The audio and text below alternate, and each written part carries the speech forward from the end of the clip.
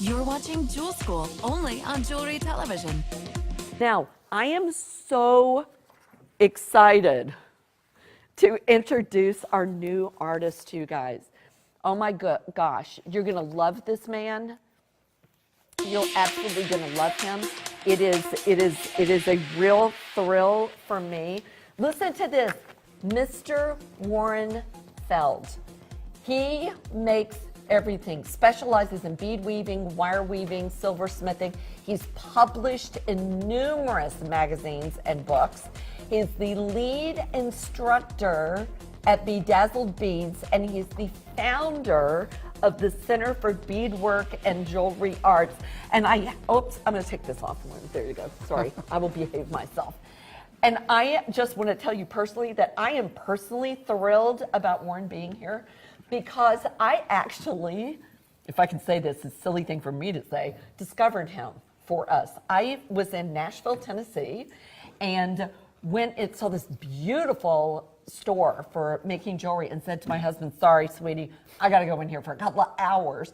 Went in and met Warren and was like, I love this man. And so we begged him, and we've been working for, oh my gosh, Warren, it's been a year. Yeah. It's been a year. Working a year to get him out of Nashville and down here to meet you guys. You're going to flip. You're going to flip, because we asked Warren to come in and do bead weaving off loom for us, because it's such a big technique. And can I have, there you go. It's such a big technique. And so we asked him to come do this because his education is exemplary. I mean, you're going to see, I have done Jewel School off and on for probably 10 years, Warren. So I'm going to tell you guys, we have never shown you education like this.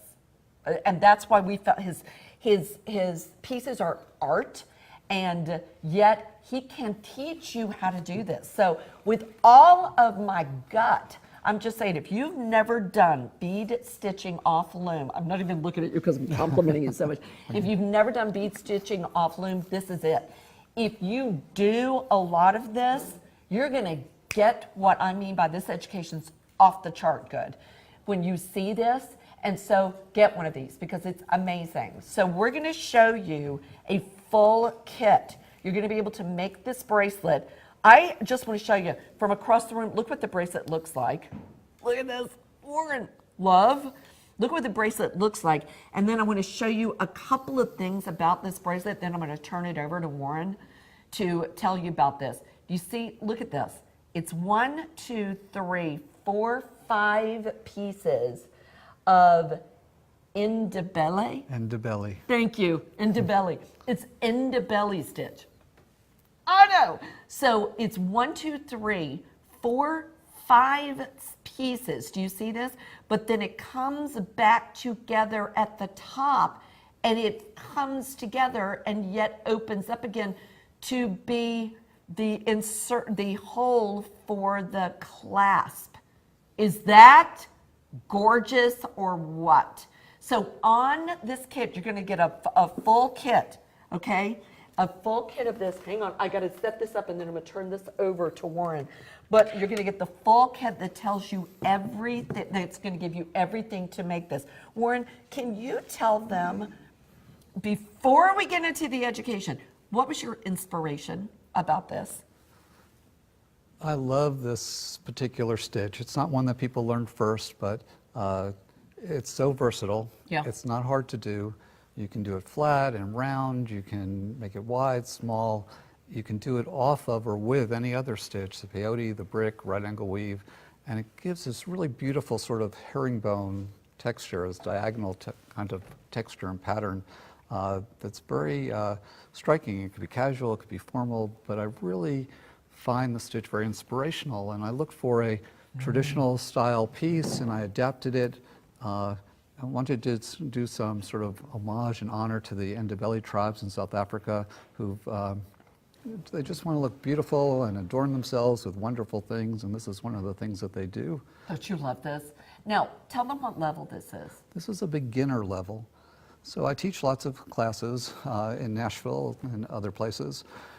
And it's really important to figure out a way to teach people something more than just following a set of steps and ending up with something, because when you do that, you don't really learn anything. You don't learn how to be creative or pull that creativity out of you. Yeah. You don't learn how to translate your inspiration into a design. So it's really important where we teach in our program to teach you that about creativity. So we are learning the end to belly stitch and just literally doing the same thing, varying the size of the beads, varying whether you work it flat or round, varying whether you do it in a spiral shape or just straightforward, varying whether you go wide or narrow, but you're doing the same stitch over and over again. So for us, a beginning project is where it's the same repetition and a little variation here and there ends up with something really extra special. Extra special. Now, I want to tell you guys, there are only 200 of these. Here's what's in them. One color in size 8, one color in Japanese delicas in size 10. There are 1, 2, 3, 4, 5, 6, 7. Some of them are frosted, some of them are matte metallic, some of them are Duracoats in size 11. Then size 11 Japanese glass delicas, size 15 metal seed beads, and a beautiful clasp. Beautiful clasp. They're all the fire line that you need, beading needles. You've got everything you need. Now, are you ready for the education? Here you go. Now, I'm going to lay this down because this is beautiful. I'm going to put that right there. If you need to move that, you just feel free to move that. This comes with the, I told Warren before, I said, Warren, I don't know whether to tell everybody, you're going to get the materials, all the materials you need, and we're going to throw the education in, or whether to tell you, you're going to get the education and we're going to throw the materials in. I told him, I honest to goodness do not know which way to tell them to go on this, because this is, we've never done anything like this. This bracelet's called Mother's Celebration, which it's all the different colors, isn't it? The colors that are important to the South African tribe, the Ndebele tribe. And after you've learned it, then you can do your own special colors. It's to wear your things that mean something to you, that give you joy in your life. I love that. I love that, with all the colors that you need. So this is a DVD. I always get DVD and CD confused. This is a DVD, and what this will enable you to do is see the instructions online, which I find very helpul. On your screen. On your screen, or look at this. This is a book. This is a 36 pages? It's a 36-page book of instructions that you can print. And I'm about to turn this over to Warren so you can see this. But look at this, you guys. It literally is a 36-page book from a master, and I mean master artist. Look at this. You think that makes it doable? Have you ever seen, in your life, have you ever seen education like this? Now, I'm going to let you guys know that about, looking at everything, about 20-some of these are gone already. Look at this. I looked at this, and I looked at Warren, and I said, you know what, I could do this. Yeah, I could do it, huh? I could do this. Now, I'm going to turn the book over to Warren. Let him show you some of the things that are in this education, because it's so different. I want you to understand how he sees the world. So I'm going to move this out of your way just a bit. Go ahead. Basically, we call it a project guidebook. We do this for all our projects. It's split in two. The first half has to do with design and artistry, and the second half has to do with just the basic steps.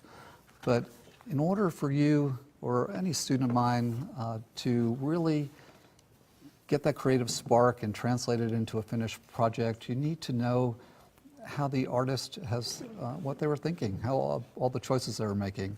And mostly when you're just following a set of steps and ending up with something, you don't know why they chose a particular string material, those particular beads, those colors, the particular technique, those choices. So this is like what I call a think aloud. As if you were there with me when I was trying to design the piece from beginning to end. That's awesome. So it has all the questions I asked myself and the answers that I came up with and the justification. So that's the first half.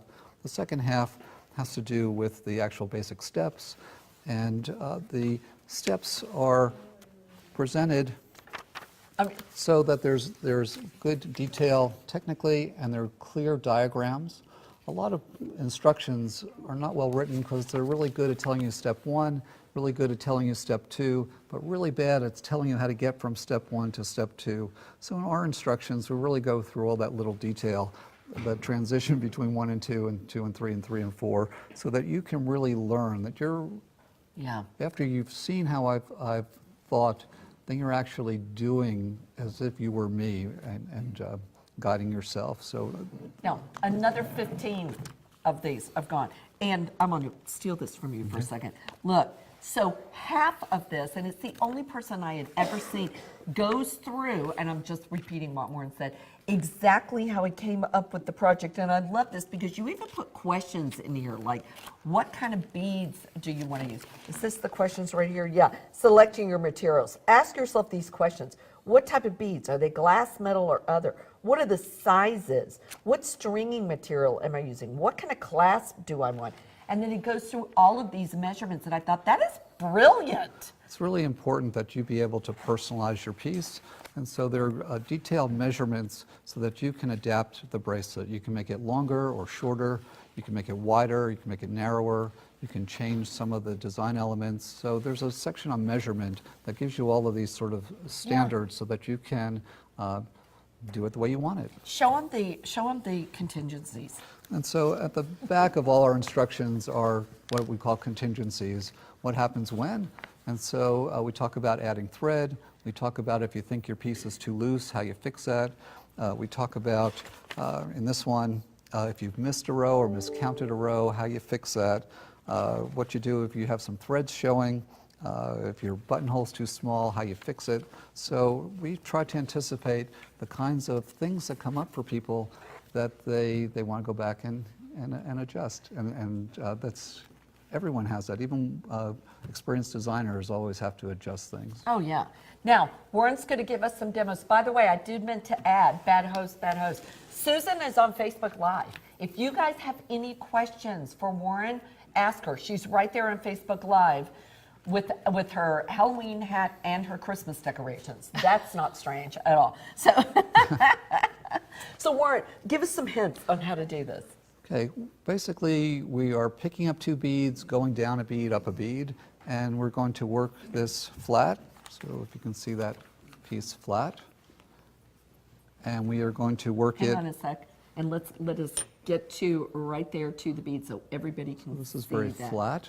Yeah, there you go, perfect. There you go. And do the same thing, pick up 2 beads, go down a bead, up a bead, and we can do it in the round. So hang on a second, guys.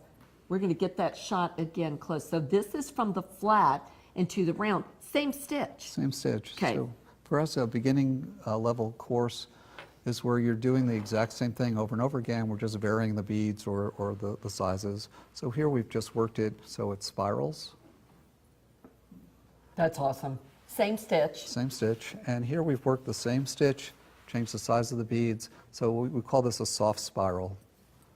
It just starts to spiral on its own. And in the piece, we have an area that fans out. We're varying the size of the beads. We have an area that gets narrower. We have an area that gets wider. You create a negative space for the buttonhole. So lots doing the same thing over and over again.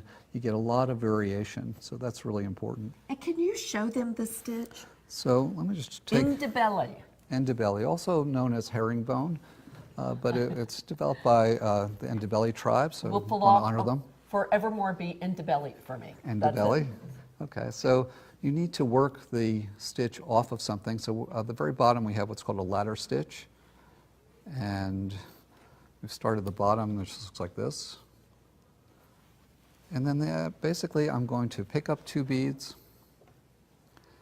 I'm going to go down one bead. Oops. Can you see where I'm going down? That is awesome. And I come through, and I'm going to pull that tight. So I picked up 2, down 1, up 1. I'm going to go up the next. I'm going to pick up 2 more beads. Go down 1. Oops. Again, can you see that where it's going? And also snag a little letter there. So down 1, up 1. Now it's really important when you're working with any bead weaving stitch, any technique, part of the technique has to do with maintaining a shape, and part of the technique has to be with maintaining sort of movement, drape, and flow. So it's got to be very soft, it's got to take the shape of your body. So in the end of belly stitch, we have basically, here I have a different color, each is a column, where two beads are butt against each other in a herringbone pattern. The column has to be tight. The webbing between from column to column has to be a little looser. So in my head, I'm going to pick up two red ones for the next column. I'm going to go down one, and I know that column has to be tight, so I'm going to pull tight. I might even give an extra tug. I come up through the next bead in the next column. I know that that has to be a little looser, so I'm just not going to really pull tight. I'm just going to make sure the beads are in place. I pick up two beads. I go down the next. I'm going to pull tight because I know the column has to be tight and make sure those beads are in the right place. And then I've got to start a new row. So what you do at the end of a row is you sort of get your needle. Let's see if I can see this on TV. I'm going to get my needle between the thread between two beads. I'm going to come back around. I'm going to pull tight, and I'm going to execute what's called a turnaround. And I just snag that thread. I come up two beads. I flip the piece, and I start again. See, I can do that. And with it is 36 pages of instructions. And I want to show you guys this. It's things like 2 down, 2 down 1, up 1, plus 2, down 1, up 1, plus 1, plus 2. You have a question, my bud? They're wanting to know about how he connected the clasp to the piece. Ah, good question, good question. So here we have a button, and it's sewn on with a just a ring of covered with of thread covered with 15-0 seed beads. That's so pretty. You never want to attach your button directly with thread because your jewelry moves and it's going to fray the thread and break it. Very so you cool. always want some glass in between your button shank. You see that on? Very, very, very cool. See the Yeah. little loop of beads there. You always want glass to intervene between the button shank and the thread so that the what's moving is always the movement on the glass. It's not going to fray the thread. Very cool. Now, stay on the line for them. Continue to shop on them. We want to show you, these are also back in stock. These guys, it's 1, 2, 3, 4. It's a set of 4 ceramic trays. So if you're doing a lot of bead weaving off loom or on loom, or I'm going to tell you, if you're going to do gumi, if you're going to do bead string, anything, we have found here as artists, we put everything in here. But these are great. They're $22.49. It's ceramic, and there's an edge to them. Have you ever used these, Warren? I do. They're great because everything's in one place. It's Yep. not sort of spread out. Yeah, and it's like the needle hits the end of it. It's the easiest way to get beads on a needle I have ever used in my life, so add those in. And then look what we have. Warren, where were you the night of December 20? Oh, sorry, that's as funny as it gets, Warren. Where were you the night? Okay. I was beading, obviously. You were obviously beading. There you go. Okay, here is a natural light lamp. $49.99. If you're going to do this work, here's what changed the life for me. Is getting one of these lights. This one's only $49.99. There aren't even 100 of them because you guys found them. Here's the switch right here, off or on.